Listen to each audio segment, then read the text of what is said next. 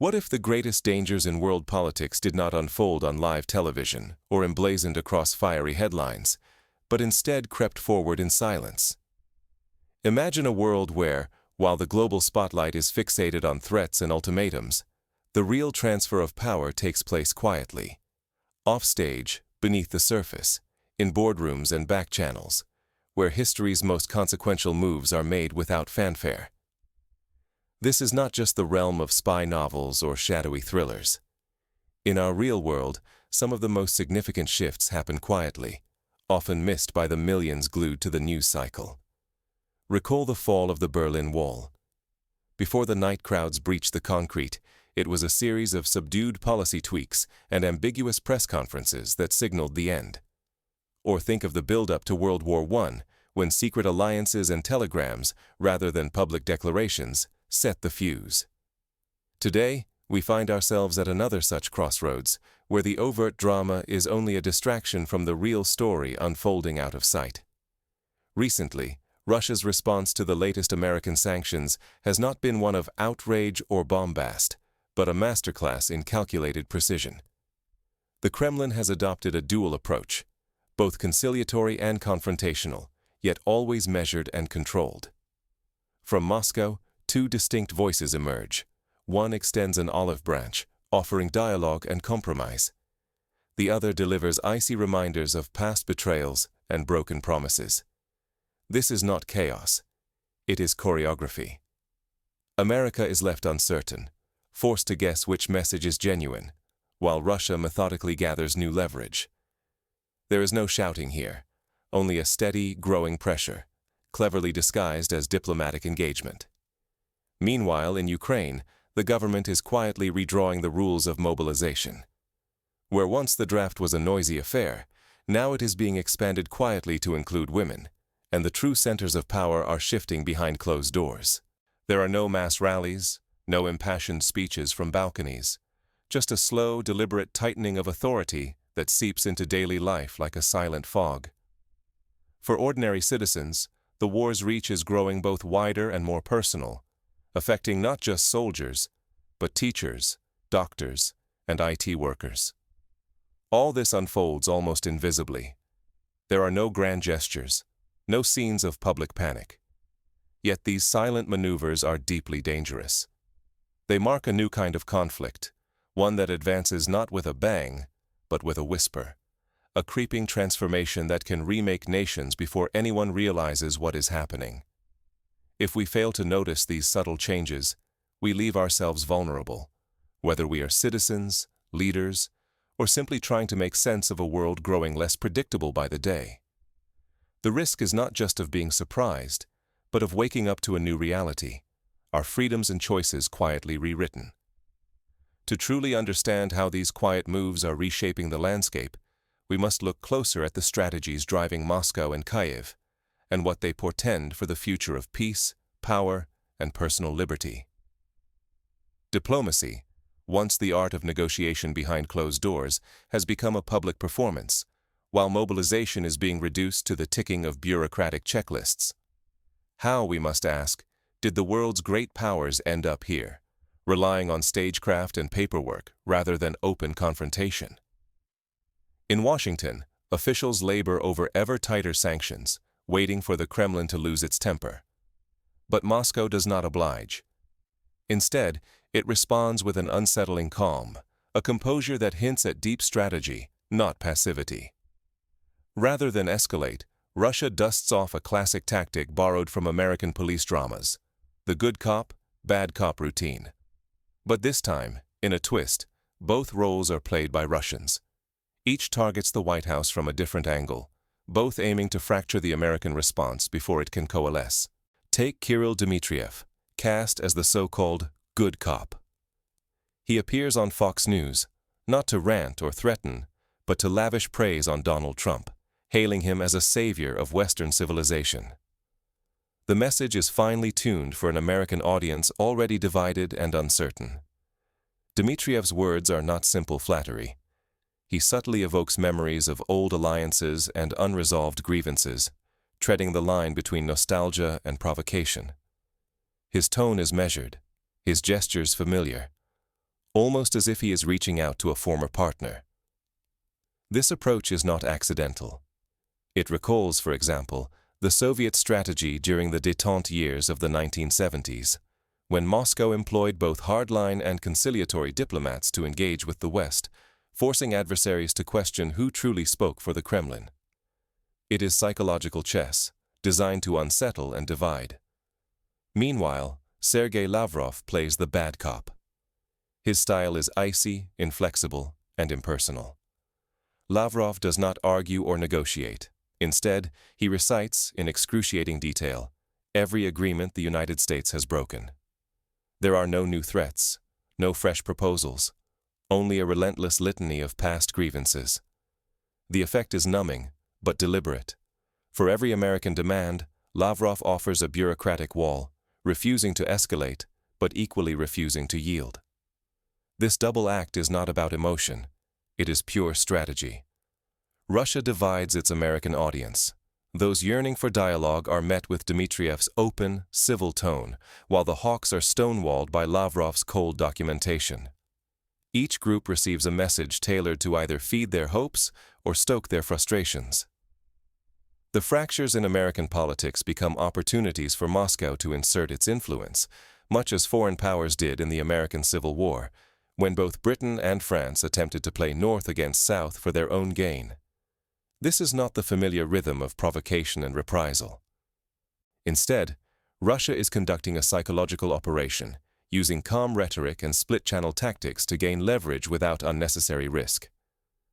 The West, bracing for fireworks, finds itself drawn into a slow-motion chess match, where every move has been anticipated and the tempo is set by Moscow.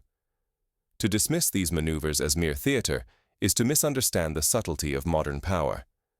Influence today is not measured by who shouts loudest, but by who controls the narrative, the expectations, and the divisions within their opponent's ranks.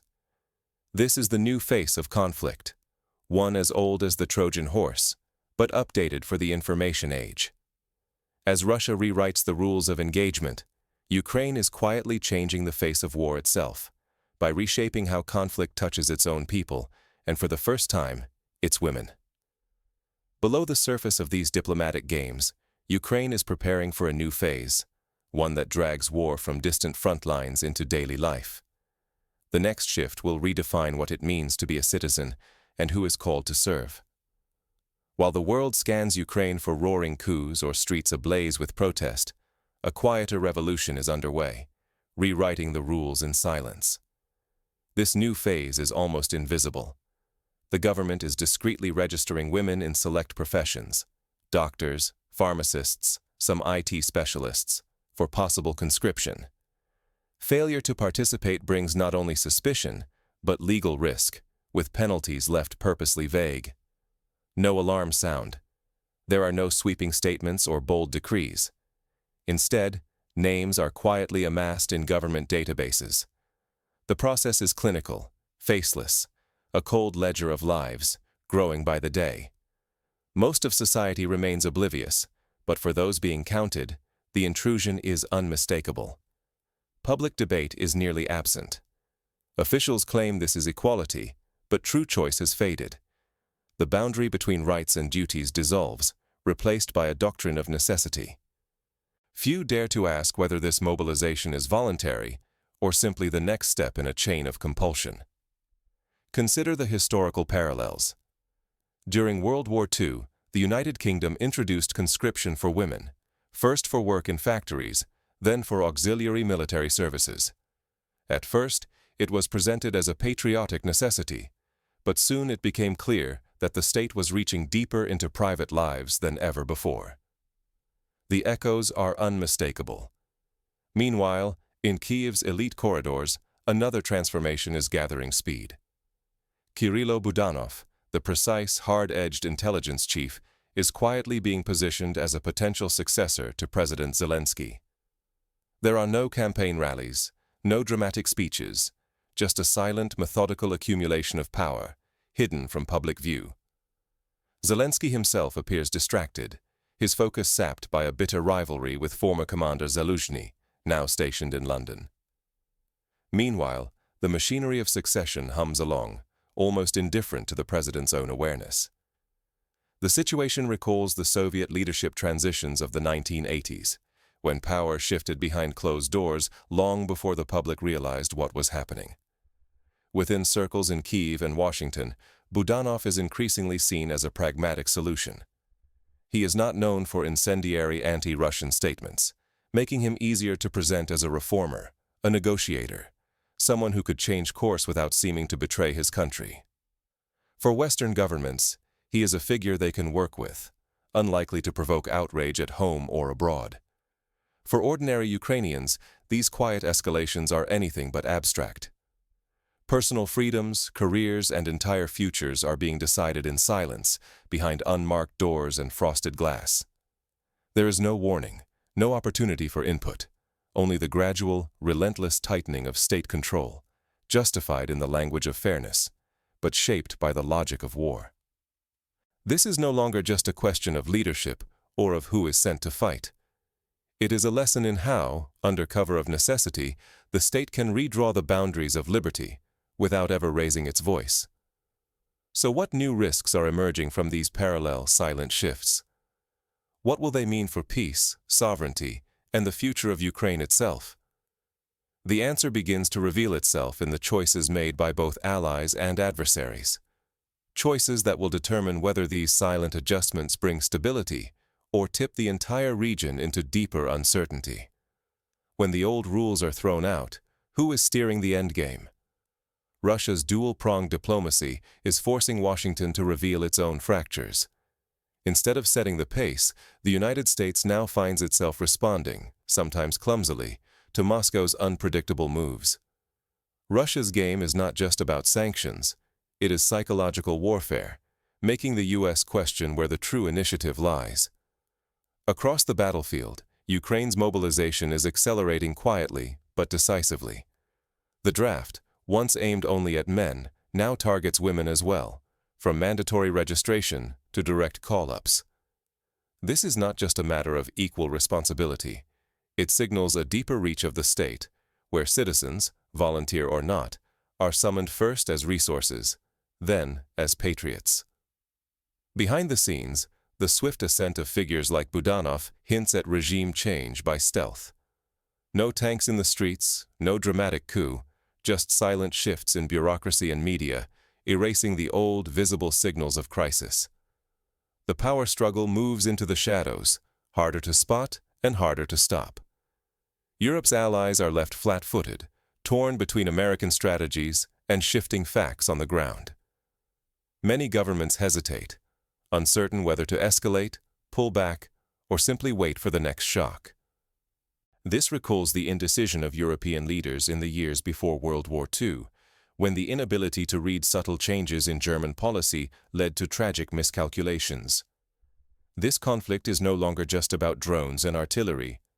Both Moscow and Kyiv are wielding exhaustion, shaping minds, and using the slow squeeze of state power as weapons. The most decisive battles now happen off the front lines, in the daily realities and anxieties of millions.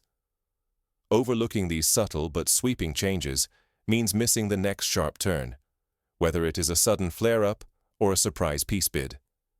The stakes reach beyond leaders, affecting anyone whose world can be upended by a distant, unseen decision. With old signals vanishing, the line between escalation and resolution blurs. Everyone, citizens, leaders, even journalists, must rethink what power and survival really mean now. How can we spot the silent warning signs when history pivots?